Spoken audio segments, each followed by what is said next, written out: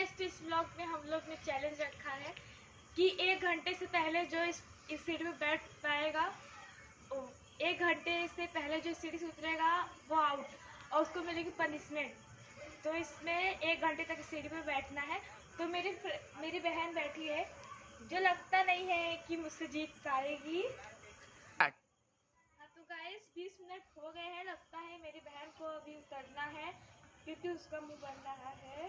नहीं, मुझे नहीं उतरना, मुझे ये गेम नहीं हारना। हाँ तो गाइस 40 मिनट हो गए, मुझे लगता है वैष्णवी हारने वाली। हाँ तो गाइस मैं जीत गई इस वाले गेम में।